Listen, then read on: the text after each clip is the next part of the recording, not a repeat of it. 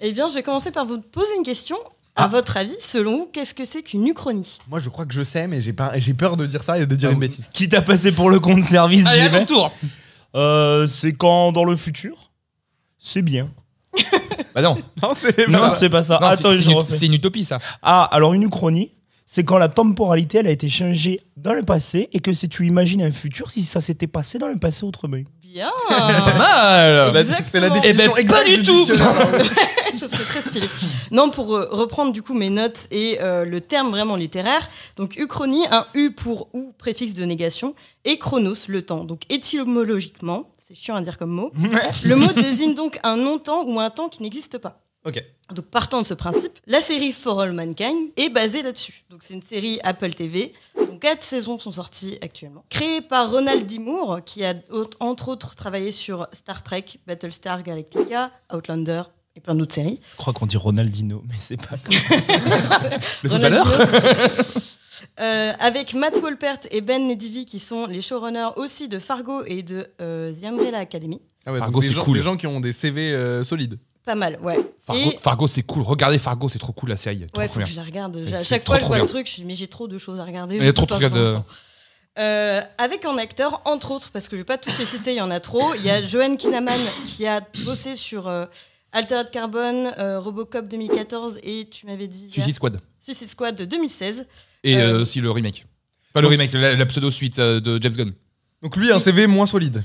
Oui, mais en vrai, bon acteur. Ok. Franchement, bon acteur. Avec aussi Michael Dorman, Vren Schmidt, Chantel Van Chanten, d'autres acteurs que je connais un petit peu moins, et plein d'autres encore.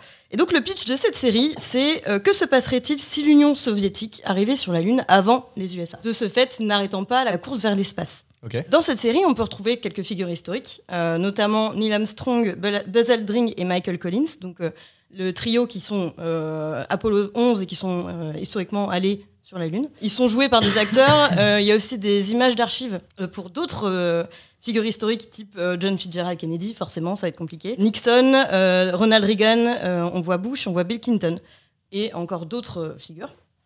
C'est une série qui est pour l'instant prévue sur 7 saisons et donc sur 70 ans parce qu'en fait, chaque saison avance de 10 ans.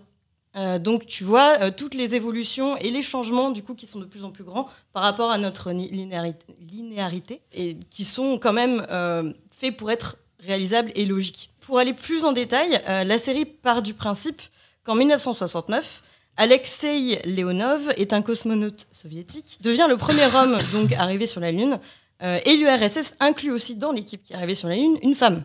Ok.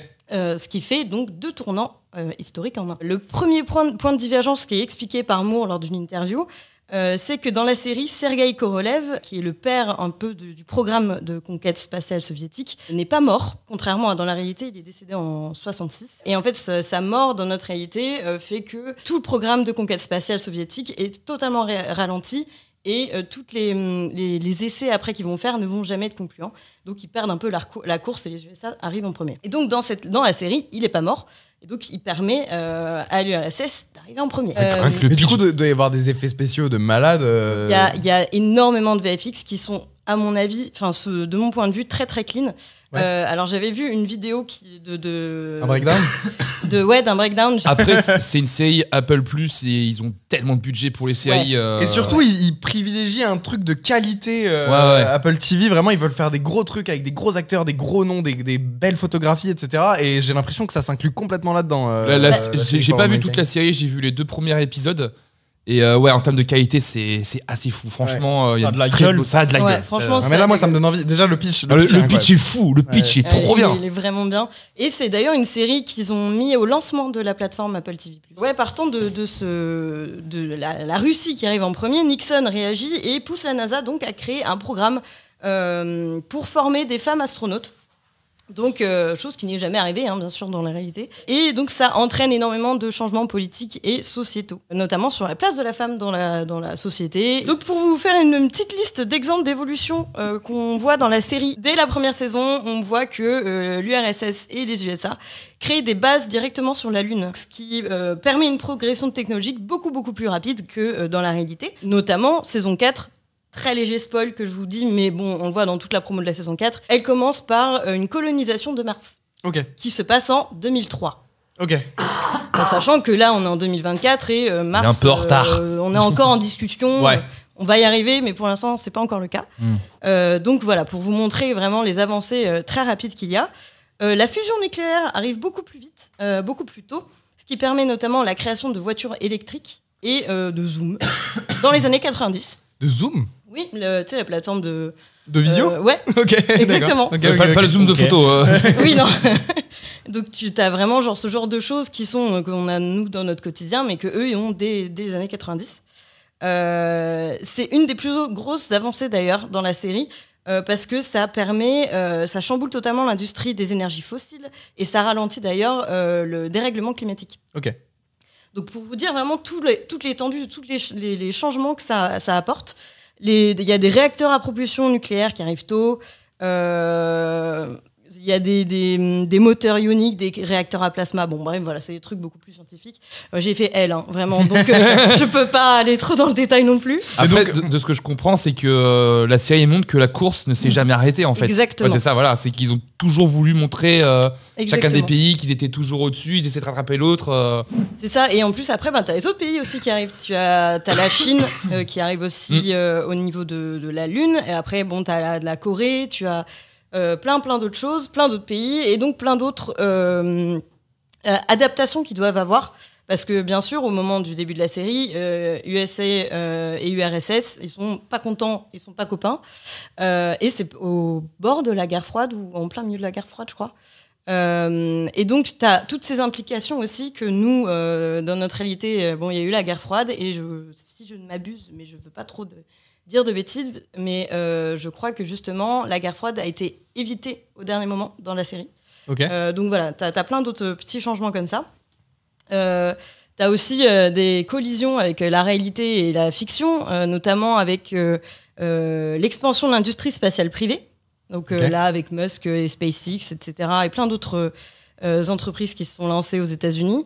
Et l'envie d'Elon Musk, notamment, d'avoir une présence continue sur Mars. Ce qui est pas très loin de ce qu'on voit dans la série. Ok. D'accord. Bien sûr, pour la création de cette série, il faut de bons consultants, parce que tu peux pas dire non plus n'importe quoi. Les écrivains ont beau être très très forts, les scénaristes sont très très forts. Je pense pas que ce soit des astronautes. Et l'intérêt aussi, c'est d'avoir un côté crédible aussi. Exactement. Quand tu regardes ça, ouais. Bah, en fait, c'est ce que j'aime bien dans cette série, c'est que ça reste quand même très crédible, dans le sens où, ok, ça part totalement dans un autre pan, on va dire, du temps. Pour autant, tu te dis pas à tout moment, ouais, non, mais ils sont allés trop loin, quoi. Tu te dis, ouais, en fait, c'est logique que ça tombe comme ça. C'est progressif et justement, ça permet de voir l'évolution progressive. Exactement. De ce truc, ouais. Et donc, ils ont travaillé avec pas mal de consultants, notamment, j'ai lu une interview de Gareth Reisman. J'ai envoyé une petite photo avec 3 astronautes, on va le voir, qui est un ancien astronaute de la NASA, ex-cadre pour SpaceX, et qui est aujourd'hui professeur d'université à l'Université de Californie du Sud. Voilà, c'est celui qui est en haut à droite, le petit monsieur qui sourit. Donc c'est une photo à bord de l'ISS. Il a fait, je crois, 2 ou 3 voyages dans l'espace. Il a fait 95 jours dans l'espace. Au cours de ses missions, je crois qu'il a eu il est sorti 3 fois de l'ISS, donc vraiment tout seul en combinaison dans l'espace. Et donc il est aussi conseiller technique pour For All Mankind. Et donc dans l'interview, il explique tous ses rôles et toute l'importance qu'il a eu sur l'écriture. Il explique aussi quelques avancées qui ont été faites, mais plus petites, mais qui sont tout aussi importantes, comme les interfaces humain-machine. Dans la série, très très vite, on voit des petits écrans tactiles qui sont sur les combinaisons.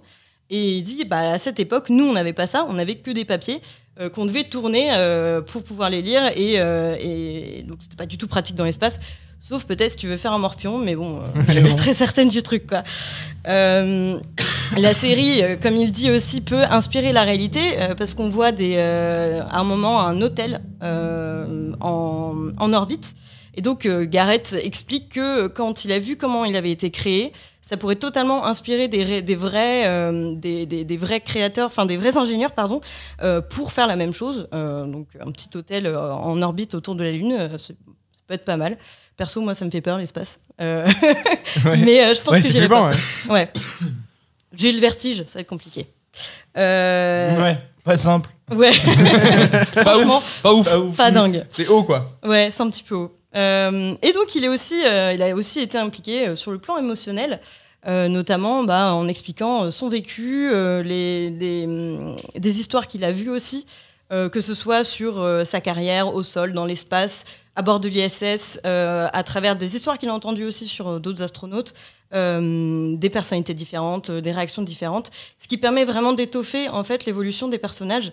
Que je trouve aussi très très bien dans cette série. Ouais, c'est ça que je voulais te demander, c'est que c'est hyper intéressant et évidemment tout le monde va être là pour le contexte et pour le setting et pour voir qu'est-ce qui se serait passé. Mais du coup la série elle se concentre sur ces personnages quand même. Exactement. En fait, ce qui est bien, c'est que tu as un peu un comparatif de tous les astronautes qui font des gros trucs, qui vont sur la Lune, qui vont très très loin, et aussi tu as leur famille. Donc les femmes au foyer au début, qui en fait évoluent, et c'est comme ça aussi que tu vois l'évolution de la place des femmes, notamment. Et chaque personnage en fait évolue de son côté.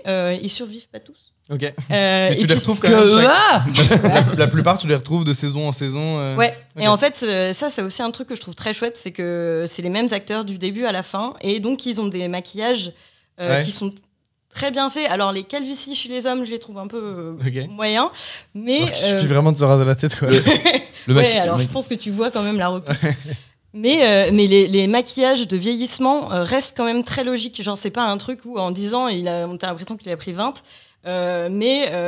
Tu dis 20, toi. Ouais, les origines de l'Est. Ah. Et ouais, non, tout ce qui est maquillage aussi, qui est autre que les VFX, sont très très bien faits. Ils ont toute une réflexion aussi sur chaque époque à son style. Donc il faut que ça reste logique, autant au niveau je sais pas, de la déco intérieure, des voitures, de tout ce qui est costume. Enfin, c'est vraiment, vraiment très poussé et tu as beaucoup de recherche derrière. Et donc ça reste collé quand même à la réalité. Et j'aimerais juste terminer sur une petite citation de Kinnaman que j'ai vue et que je trouve très très bien. Où il dit, c'est une traduction, hein. Ouais. La série met en lumière de nombreux problèmes, mais elle donne aussi une vision ambitieuse de ce qui aurait pu être si nous avions pris quelques décisions différemment et si nous avions regardé les choses d'une autre manière. Et moi, je me demande, quand je lis ça, est-ce que au final, ce serait pas le plus important que de prendre du recul et d'essayer de voir les choses sous un autre angle? Moi maintenant je vous propose de regarder cette vidéo qui est une chronique sur l'histoire de l'homme qui a révolutionné le domaine de la stop motion au cinéma. Vous allez voir, c'est très intéressant. Sinon moi je vous retrouve jeudi prochain à 19h30 sur Twitch et YouTube en direct pour une nouvelle émission de Caméflex.